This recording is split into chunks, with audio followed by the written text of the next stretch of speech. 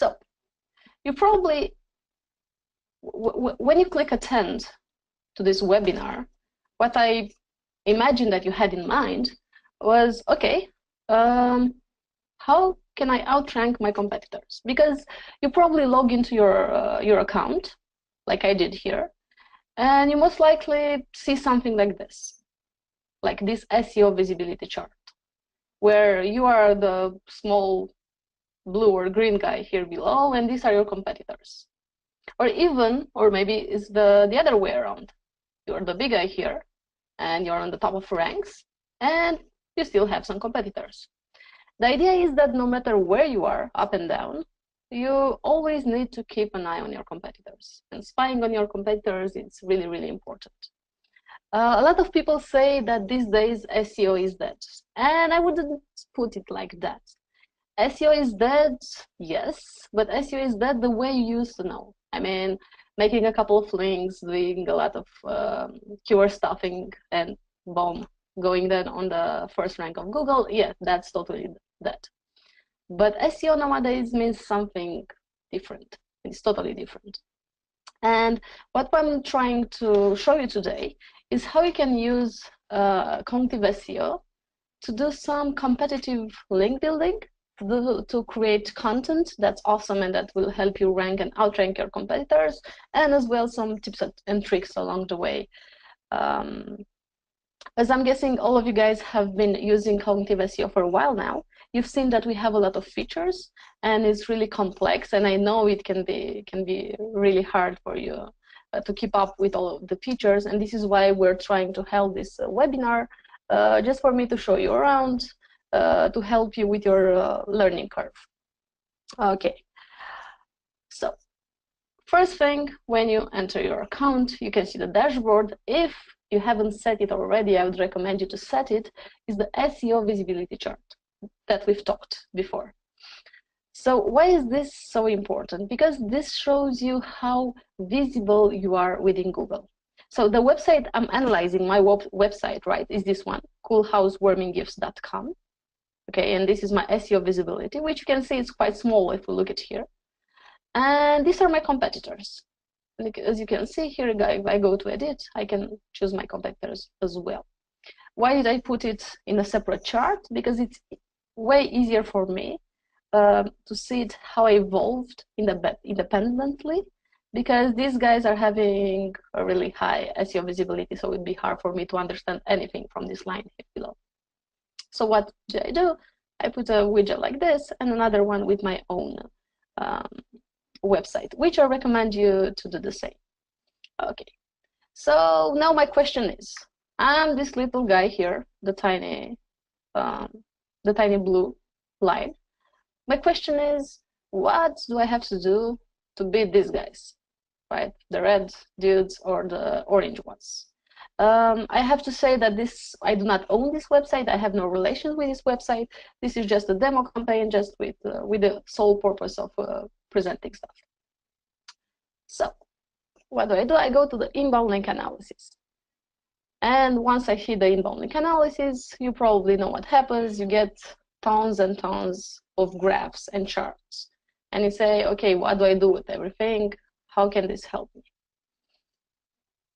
What we're going to focus on is this one, the competitive link analysis.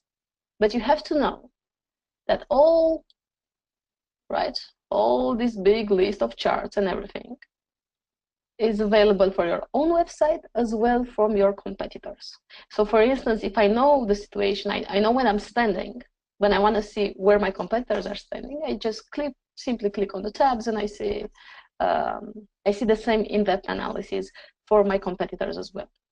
But as I'm interested in seeing things in a side-by-side comparison, I'm going to go to the competitive link analysis. Because this way, I can easily see what are they doing, what should I do on a side-by-side comparison. I was saying that Google has a lot of ranking factors, right, when it comes to its top pages. Links are still a very, very important signal. Of course, content is an awesome signal because it's in your total control, but links are still an important signal. So even if you like it or not, even if you want it or not, you should focus on link building. I repeat, not on link building the way it used to be done a couple of years ago, but more on link earning or link building done smartly, or link achieving. We're going to talk about these concepts. So first I log in here. What do I see? I see my website, this one, on the side-by-side comparison with the other. And as we can see here, I'm on the 4th place. And you might think, okay, how is this chart done? This chart takes into consideration several factors. And if I go here, I can actually see what are these metrics. For instance, the referring domain, latest links, links analyzed, and so on, we said that are highly important. And we took also some other metrics that I found it more or less important. The thing is that you can control this. I mean, you can change this just the way you want. When you enter your account and you go to the competitive link analysis, you can change all of this just to see how you're standing comparing to your competitors. And why is this? Why you should want to change? Because maybe I'm interested in the numbers of referring domains, latest links, or link analyzed, but I don't know, maybe you're more interested in the number of pages, for instance, or you're more in the domain trust and stuff like that. Okay, so if you're interested in those kind of stuff, you can actually change this whenever you want. I think I forgot to mention at the beginning of the webinar, if you're having any questions during the webinar, I'm going to address those at the end of the webinar, but if you don't want to forget them, you can actually type them in, and after we're done with everything, I'm going to check the questions and answer as many as I can.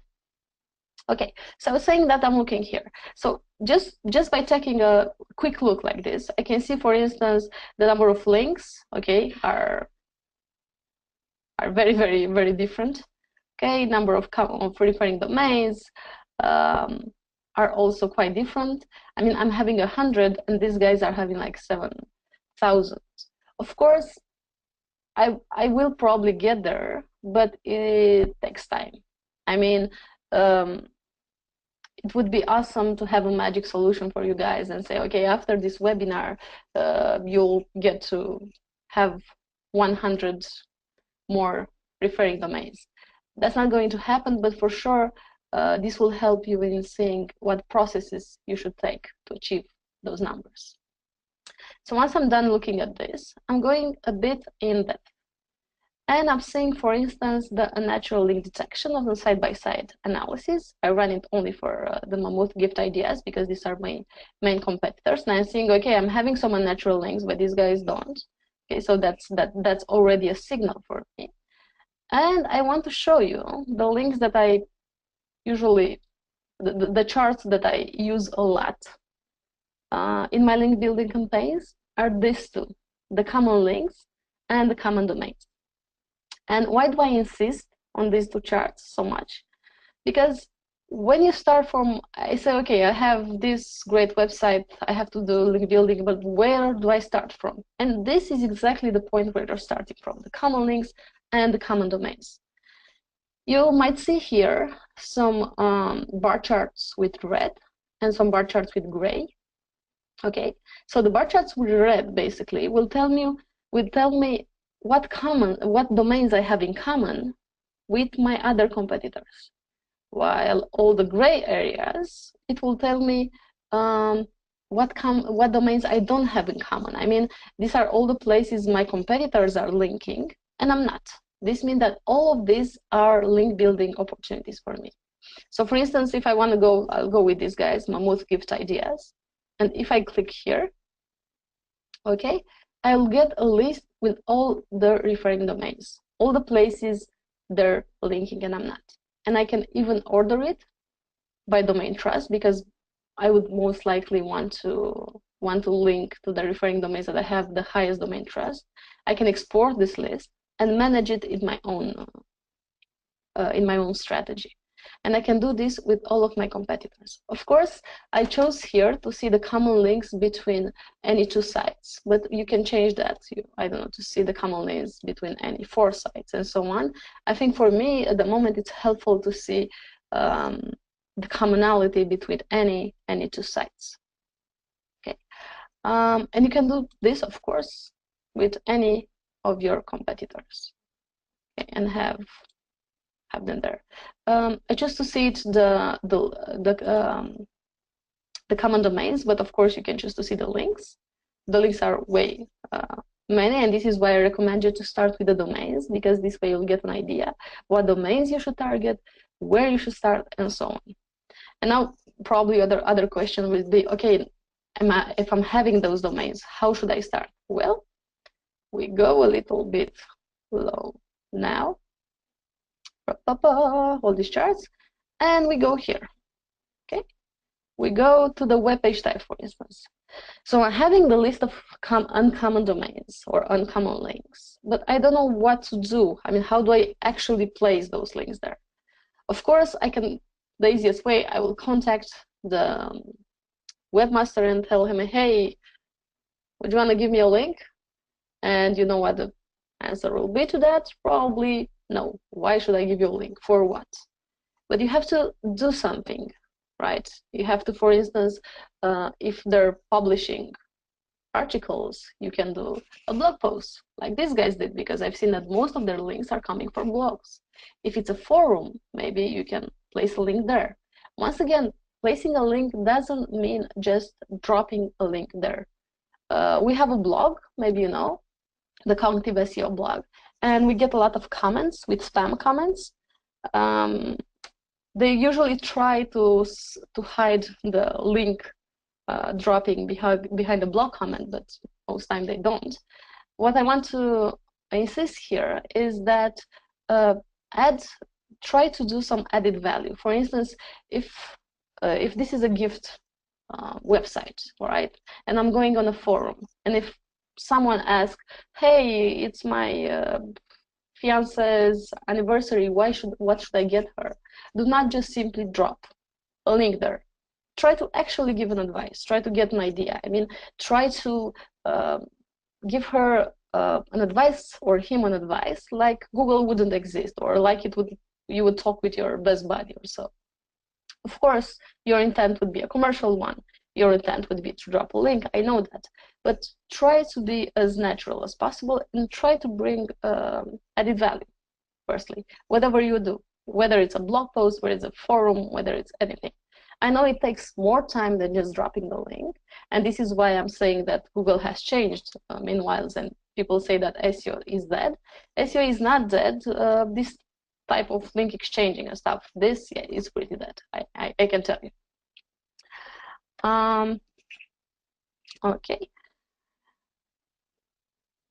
And some other categories that we see here, e-commerce, we also see web directories. Well, web directories are not very Google friendly. So this is something that you might want to avoid, right?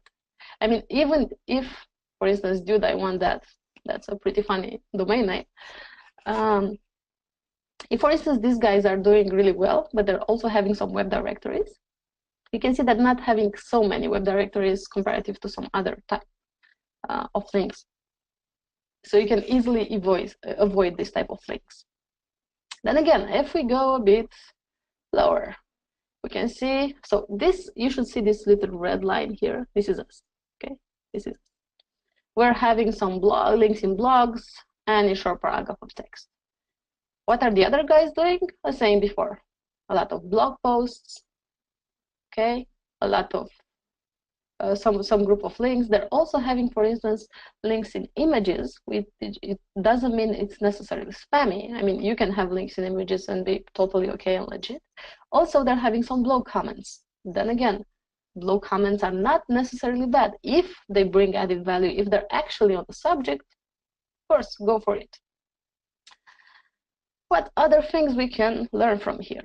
The web page category. So where are these people getting links from? As I can see, recreation area, yeah, because I'm a giving, tech, home, business. So these are all ideas for you, know, or for me, because I'm saying it's my website. So yeah, for me, these are all great ideas where what type of content I should want, what of market should I target. I also see here that I'm having some adult links. In this case, I don't know exactly why these guys did, but maybe they were intended by them. if happens to you that you have a big spike of adult links and you're like in the niche of, I know, ballet or music, cultural museums, then you might have some question marks there. But if they are intended by you, then yeah, sure, no worries. I also see that these guys are having some educational links, which are awesome, are extremely hard to achieve, I know, but are awesome. And also, I can get an idea from this, right? For the web page language and the domain distribution. So most of the links are coming from .com and .net, and the main language is English, but they're also targeted some other countries like Germany, Spanish, Portuguese. If you're having, for instance, then again, if you're seeing a big spike here with a country that is totally unrelated to your country and is not your market and has nothing to do with it, I'd recommend you to totally check it out. Okay, so another thing that would give, okay, we've seen that these guys, the dude I want that, okay, are doing pretty well. I can compare, for instance, except the common links, common IPs and everything, I can also compare here the SEO link influence. I mean, as you can see, they're having links with, let's take this down, and you see, they're the only guys who are having links with average, good, and high influence. The other guys having just low or no influence links.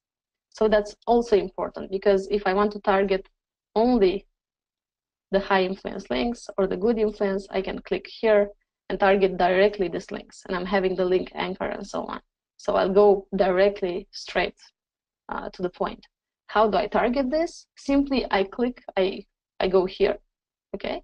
I see if they're linking to another page, and I can simply contact the webmaster and say, hey, I'm having a similar product, and I'm having a better product, a better price, or can you please add me there as well? Because a page that gave a link to a niche similar to yours is more likely to give another link to a website from the same niche. This is why I'm saying this is a very, very good starting point. And yeah, same here for you. Same thing here.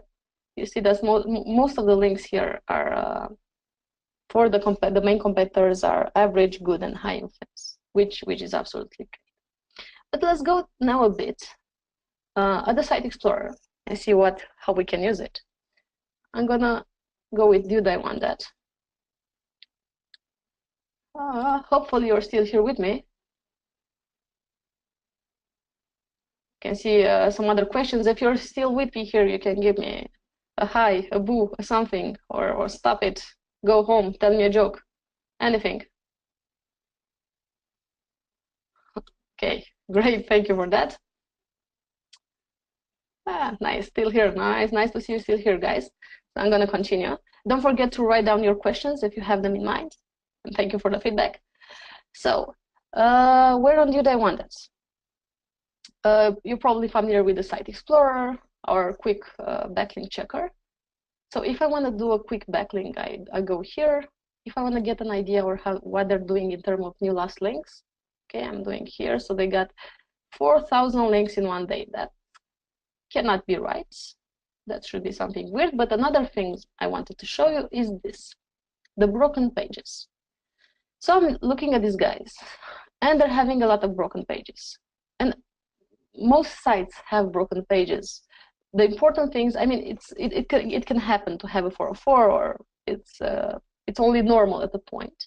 But the important thing is to repair those pages or to redirect them to good pages from your website. Even if you look, for instance, for if I would own Microsoft.com and I would check my website here, you would see that I would have tons of broken pages, even Apple.com and so on. I do not own those websites, because if probably I would, we would have this conversation somewhere in Bahamas, not here. But for the moment, let's stay here. So as I'm looking at this, my main competitor, right, I'm seeing that it has some lost links, some lost pages, some broken pages, sorry. So what can I do with these pages? I say, okay, he has some broken pages. They're on his website. Correct. But I can check out the links. You see that this page only has so many referring domains and some links. So if I'm clicking here on links, all of these links, right? All of these links I can order them by domain influence and so on. So all of these links are linking to a page that is a broken one. So what you can do here is contact these links and say, hey, listen guys, I've seen that you're giving a link to these guys, my competitors, but unfortunately that page is broken. Do you really want to have broken links? Broken links on your website? I'm guessing not. Would you be so kind? Look, I'm offering something similar or better or stuff like that. Then again, I'm gonna give you an example from our own kitchen. At the cognitiveSEO blog, we're getting a lot of things like that. I mean, we're writing a lot of blog posts. We try to be as informative and educational as possible. And of course, it happens to link to a study, to link to a product, to a tool, and so on, that at a point is broken, is down, and so on. So we get a lot of requests saying, hey, I've seen that that page is broken. Would you mind adding my own link instead? And I usually do. And why do I do that? Because basically, that guy makes me a favor. He tells me that I'm having something broken on my website, and I need to repair it. So yeah, I would totally go with that. So I'd recommend you to do the same. Check for your competitors for their broken pages, and try to place your own links instead. It's really easy, it's not very intrusive, and you're actually doing a favor to the webmaster having that links or referring domains. Of course, I would recommend you that first you do that to your competitors. I would recommend you to check for broken pages for your own links or your own broken pages. Okay. Also, I can check their most wanted pages, to say like that, by links and referring domains. So their main pages is one, but another one I can get. They have some images with. Guessing, like, check this out. Hopefully, it's nothing weird or fishy. Okay, this is a table. I'm guessing it's has a optical illusion thing here. So I can look at my competitors' top pages, top linked pages, and I can get an idea of what kind of pages I can build on my website. Okay, so people are interested in this very Star Trek futuristic bedrooms. Okay, like maybe can I sell that? Does it worth it? Do I have something similar? It will give you marketing ideas, but also product ideas. Or I don't know, then again, a futuristic aquarium, and so on. So this can give me a lot of ideas of what kind of pages I should put on my own website. What should I sell, or what should I market somewhere? So some marketing. Then I'll go to the rankings area. Okay, so I'm looking how their SEO visibility went 1 year now. I also want to see some Google updates to see if they're having some ups and downs due to Google updates. They look pretty steady now. I can compare it with other two websites, but we already did that previously on the dashboard, so I'm not going to do that anymore. But one thing I want to do is this. So I want to take a look at their top 20 ranking keywords. I want to arrange that for position, for instance. So I can easily see what are their top 20 ranking keywords. Baby head mask, regenerative candle, I didn't know that's a thing, but judging by the search volume it is. Cool weapons, great. Cool gifts for dad, geek gifts, gifts for girlfriends, good luck with that, cool motorcycle helmets. Okay, so let's assume, okay, that now that we know what keywords they're ranking, maybe, and as we see how much traffic, right, these keywords have, maybe we would be interested in having this sort to rank on this keyword as well. Okay, because maybe we didn't think of those keywords, or maybe I don't know, we're not ranking for it yet, but we see that our competitor is ranking for it, and we want it so badly. So I'm going to take this one, the dad gifts here, and I'm going to open the keyword tool and content assistant. I'm going to check for dad gifts. and we're gonna slowly move to the content creation part, right? Because these guys are ranking for a bunch of keywords here, but you see they're ranking with different pages from their website, more or less. So I took the dad gifts one. Okay, dad cycling gifts, and I go to the keyword explorer. So what do I do here? Here I get some idea of monthly volume. I have it here as well, but I also get these two things with the keyword difficulty and average content performance. I'm not going to bore you with this because you probably use this, or you probably heard me in the last webinar talking about this. But shortly, the content performance score is a score letting you know how relevant and optimized a piece of content is for the specific keyword, for instance, in our case, that gifts, and the keyword difficulty, how difficult it is to rank for this keyword. So as I'm looking at the keyword explorer, I get a bunch of suggestions here. And what do I do with them? You might ask. I'm having 1,000 unique suggestions.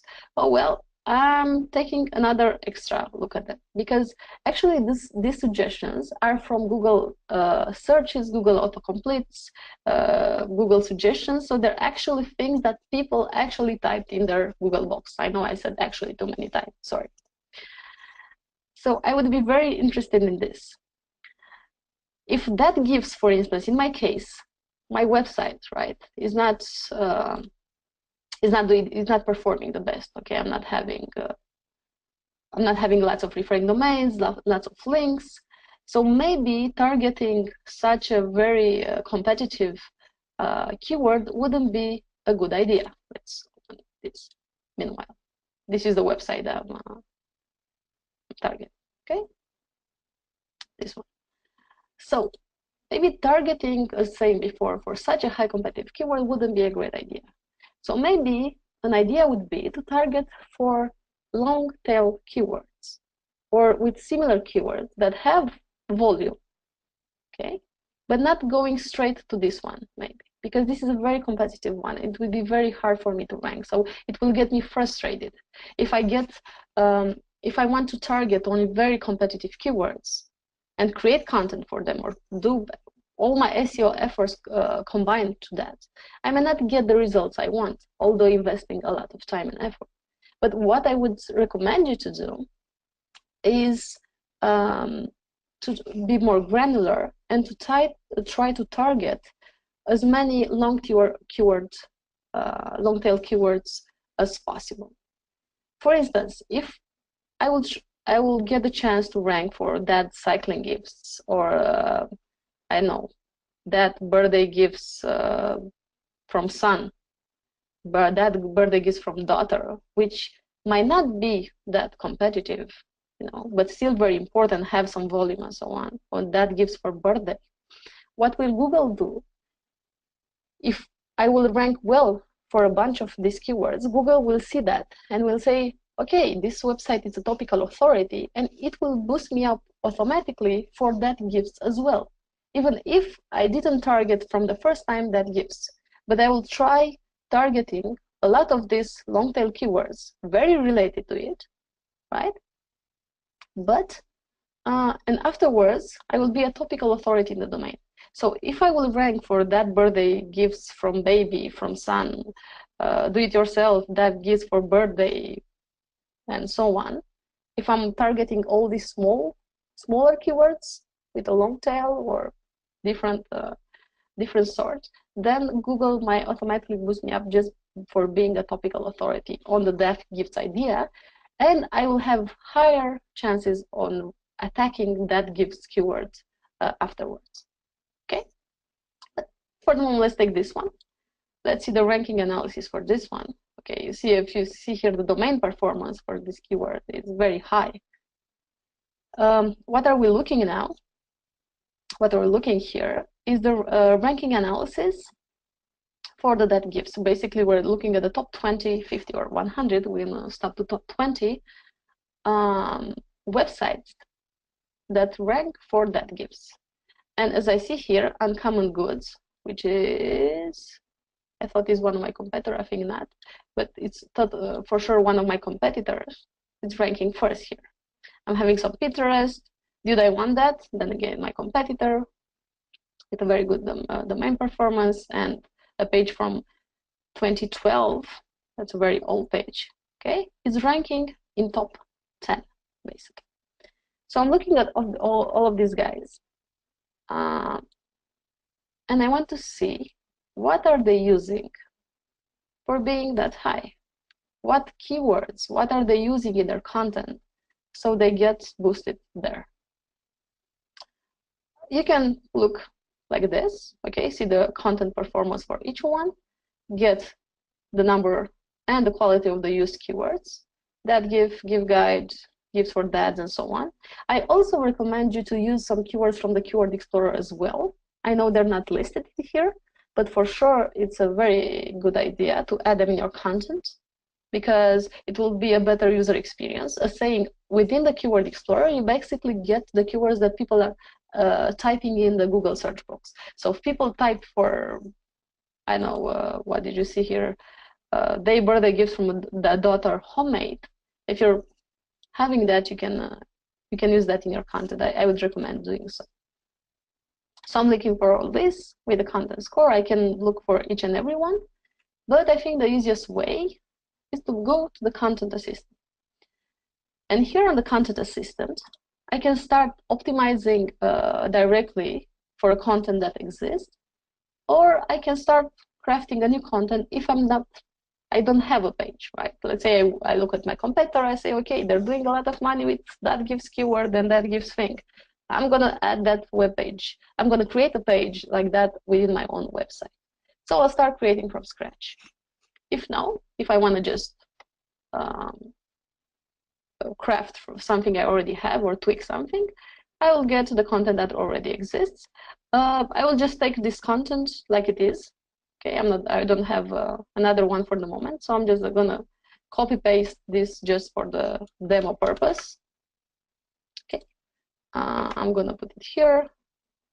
Let's say that this is the title, and I will check score.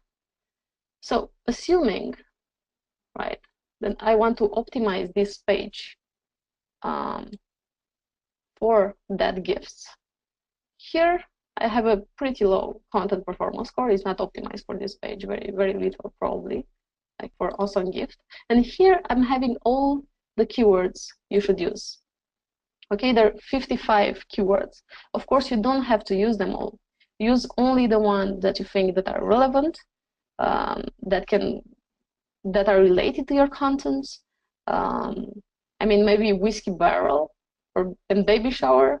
Maybe they don't quite mix in the same page, or if they do, that's a bit weird. But still, try to get only the things that are relevant for you. Okay. Of course, we give you a really, really high set of keywords for you to choose and for you to customize for your content. And also, please don't do something like that. Just take a keyword, copy here, paste it here. Don't do that. That's a bit. You will offer a very low user experience, first of all, and that's a bit spammy. Now it's like, do you know why is it wrong to have a lot of pandas in the same cage at the zoo? Well, because that could be keyword stuffing. This is related to the Google Panda algorithm. So try not to do keyword stuffing. Try not to do SEO the way it was done 10 years ago. If you are to overuse a keyword too much, you'll get here an alert with keyword stuffing. You see the tool basically tells you if you should use a keyword more often, and this is because we have a lot of keywords. I mean, we're having like 2,000 words on a page. That's only normal, maybe to repeat some important keywords. But then again, not keyword stuffing, right? Choose the one that helps you. Use them wisely, right? Use them in context, actually related to your own web page, and so on. So once you're done with this, with creating this content, your page, crafting and tweaking it from zero, you choose. You have to use the Fetch as Google tool, You probably know this. I'm gonna put it here again. Fetches Google. What is basically Fetches Google? You have to open this. You simply tell Google, hey Google, I've changed the content of my website. Please take another look now. Basically, you oblige him to take a look at your website. Like, look here, look what I've done, look what I've done. A bit of attention needy. Okay, related to content again, because I'm saying that links are highly important in this SEO era, but content is, I would say, I don't know if more important, but for sure content is something that you can totally have in your control. And having it in your control, you can play around with it. You can play around with it a lot, way easier. What I would recommend you, if you're having a website and pages, in order to play with the tool, I'd recommend you to first understand how your niche, how your market is working. So take a web page from your site, one that is not very, I don't know, important or is not the most important web page, but take just one. Try to optimize it for a long tail keyword that you're already ranking on. Use the content assistant and see how things are changing. Because if you're going with your one, maybe, I don't know, things will change, but maybe not in your advantage. So first try to understand what works in your niche, even with the content assistant, and afterwards go for the big fish. Okay, going back within the tool, there is another thing that can be really, really helpful for us. And this is the content visibility. And why is this useful? Because we talked earlier about the importance of content. You have to write content using focus keywords and so on. But important is to see what kind of content. And you can get idea, as saying before, from here, okay, from the keywords you're targeting. But you can also, where am I here? But you can also get ideas from your competitors, seeing where do they share their content. For instance, from what I see here, these guys are sharing more of their content, so more of their website within Facebook and Pinterest. And their most shared pages are this one. Why is this useful? Because I can get an idea what type of content should I write. Okay, if I see that Leatherman thread wearable multi-tool, or tattoo system, or personal island raft, or coolest motorcycle helmets, if I see that these are highly shared pieces of content, then maybe I should target them as well. Okay, you see they're having a lot of Facebook and so on. I also can get an idea of which type of content is performing on which type of social networks. This type of content is doing well on Facebook, while this one is doing great on Pinterest. Okay, and so on. I also can go to the competitive content analysis, and this, just like in the case of link building analysis, I can get an idea of how things are going. Do you see my website is doing far better in terms of sharing that these guys was doing far better in terms of linking.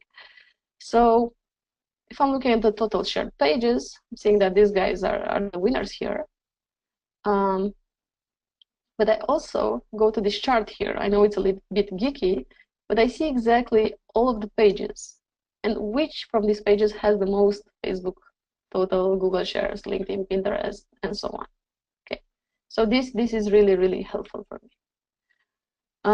One more thing, because I know I said it's going to be 45 minutes, so, and plus your questions, of course, and I'm guessing that will be some. I also want to show you alerts and how you can use alerts to spy on your competitors. You probably already have set alerts within cognitiveSEO, and you probably set alerts for your own on your own website. But what I want to show you and present you is that you can set alerts for your competitors as well. I mean, alerts regarding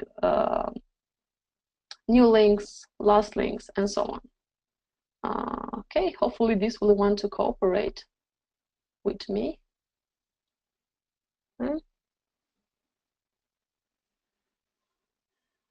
Just a quick joke here.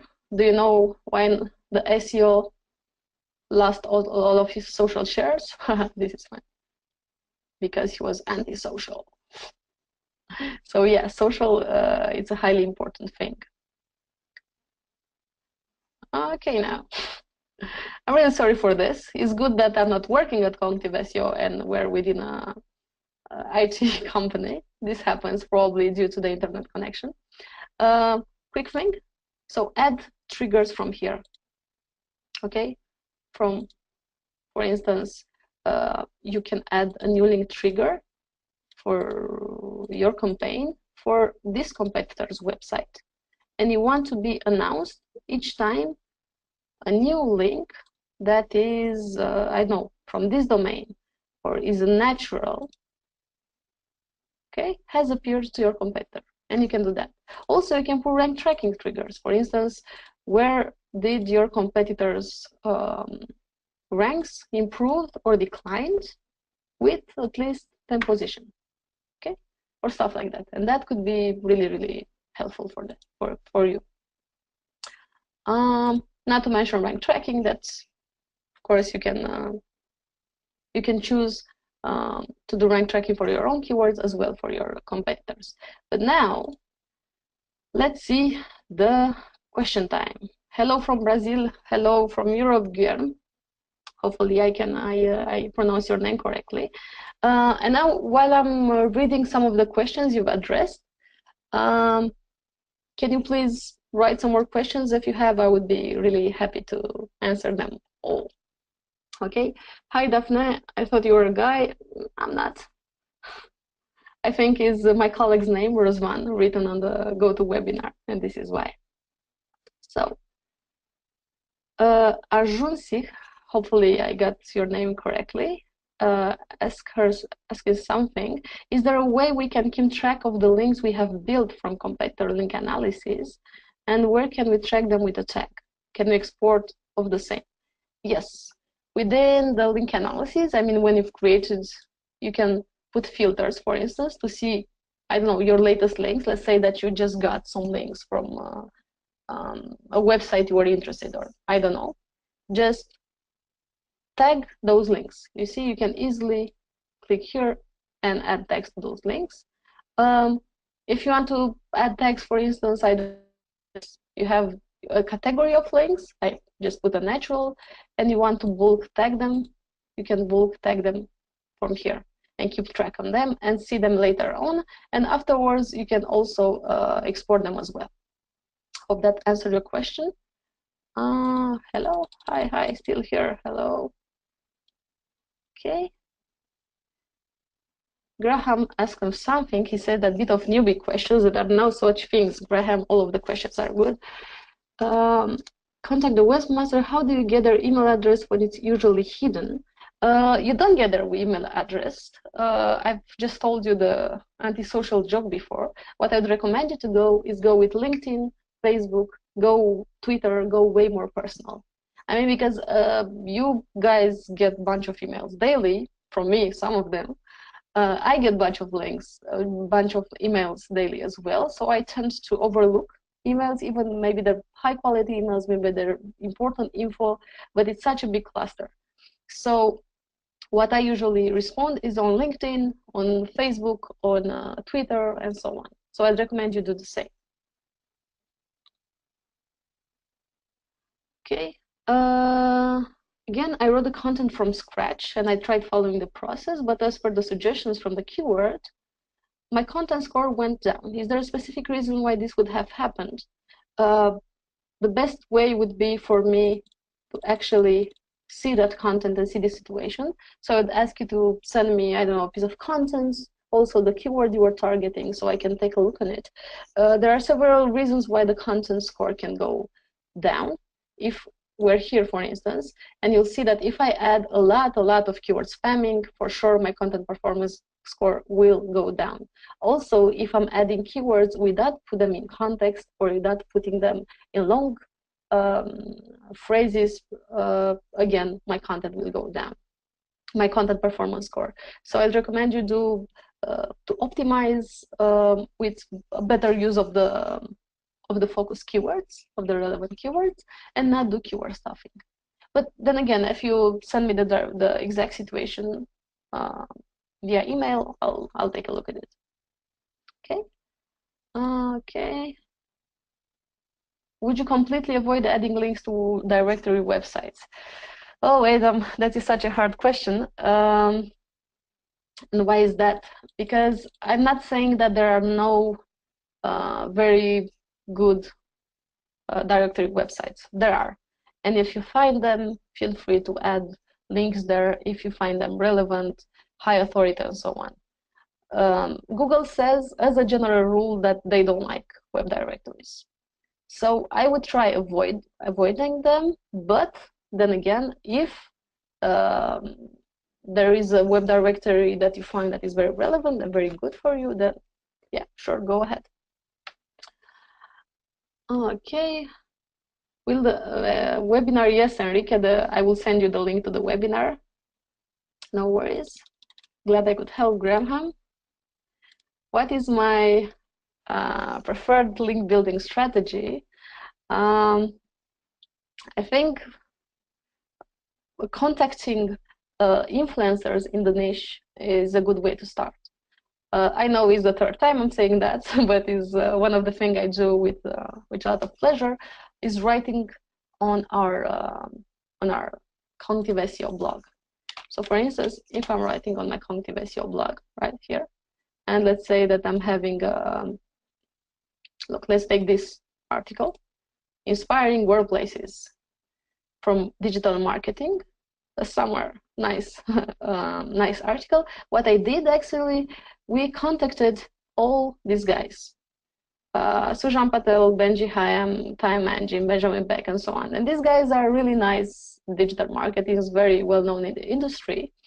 So actually, really starting a conversation and try getting links from there is a very good point to start. So that I'd say I would be my.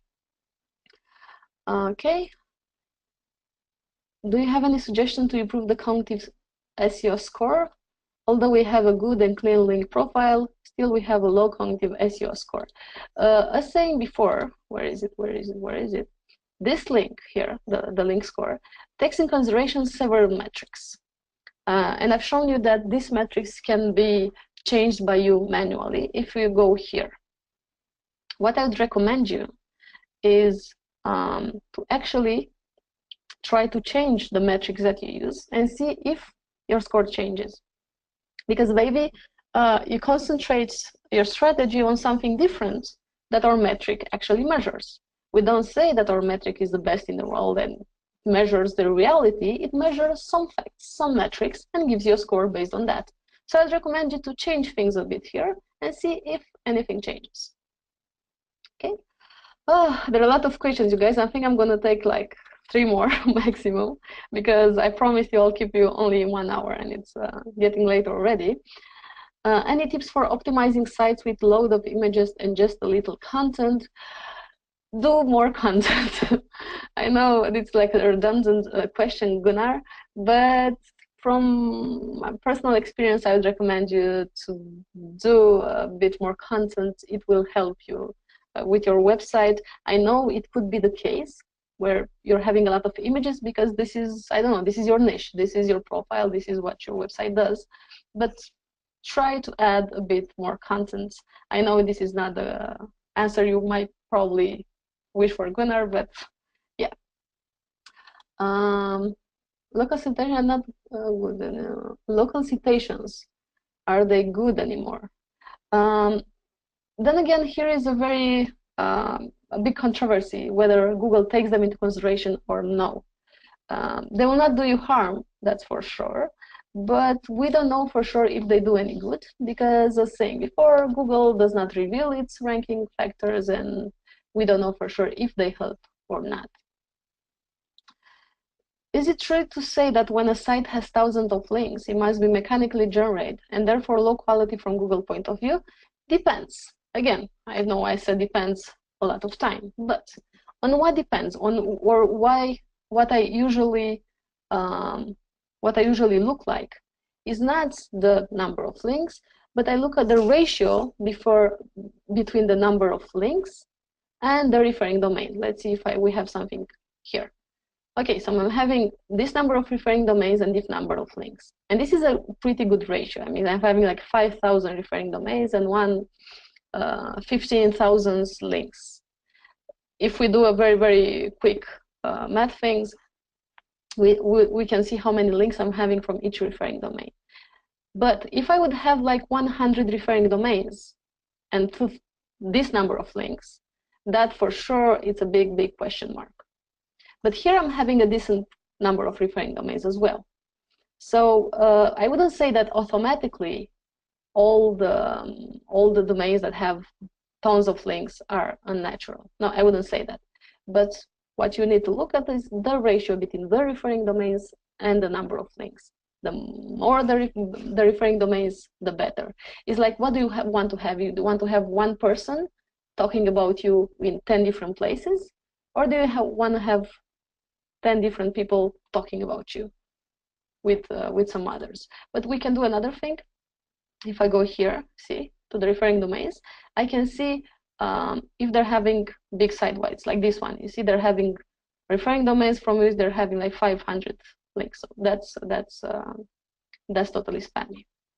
So you guys, I said that was the last questions. I know there are some more here, but I'm going to try answer you. I'm going to try answer them personally to our support page.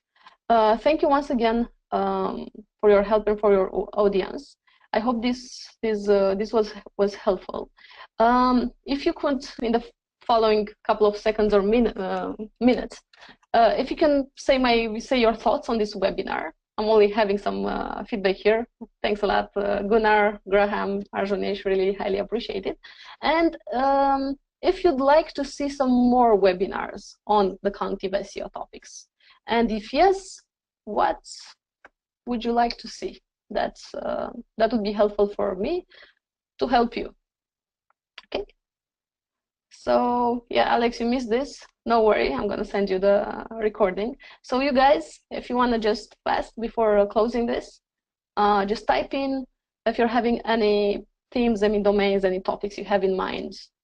Please let me know. What would that be? Graham, I'll send you the recording tomorrow, most likely through email. No worry. Okay, great. Okay, got that. So more real life examples. Got that. Copied. More themes. Okay, I see here some link building ideas. Content again. Okay, we did some stuff on the content before. So, webinar on e-commerce, improving traffic and leads. I'm really glad you guys like the webinar. You made my evening. Really appreciate the nice feedback from you. Yeah, Tjerk, indeed. Technique is very important, and maybe we can do another webinar on that as well. In 1 hour, I cannot squeeze them all, but that's a great idea. Next time for sure. Okay, topics, yeah.